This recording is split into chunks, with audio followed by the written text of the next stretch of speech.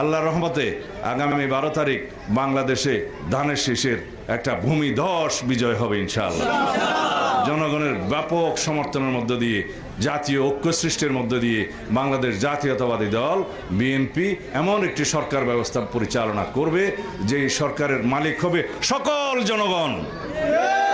এদেশের রাষ্ট্রের মালিকানা জনগণ ফেরত পাবে সেই 12 তারিখের নির্বাচনের মধ্য দিয়ে। আর ভোট আপনি দিবেন, যাকে খুশি তাকে দিবেন, আপনার পছন্দ অনুযায়ী প্রার্থীকে দিবেন, গণতন্ত্রকে শক্তিশালী করবেন।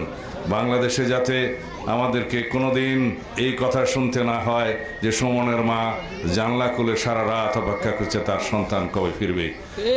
কোনো মাকে যেন তার সন্তান হারানোর বেদনা অনুভব করতে না হয় ভবিষ্যতে।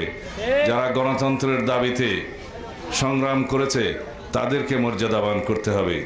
যারা ছাত্র গণ অভ্যুত্থানে 2 চোখের আলো হারিয়েছে, 1 চোখের আলো হারিয়েছে, তার সন্তানদের চোখের মধ্য দিয়ে যেন সেই অন্ধ মানুষ দেখতে পারে যে ভবিষ্যতের গণতন্ত্র শক্তিশালী হয়েছে।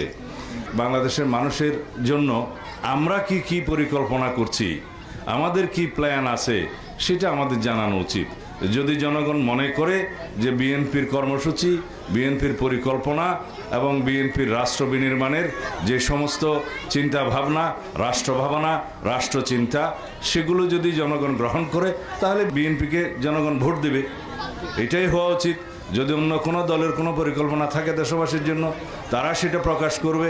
যদি তাদের সেটা ভালো লাগে তাহলে তাদেরকে জনগণ সমর্থন করবে। এটাই গণতন্ত্রের নিয়ম এবং গণতন্ত্রের সৌন্দর্য। তা না বলে মরলে পরে জান্নাত পাবে এই কথা বলে বলে যদি কেউ ধোঁকাবাজি করে, আপনারা সাবধান থাকবেন।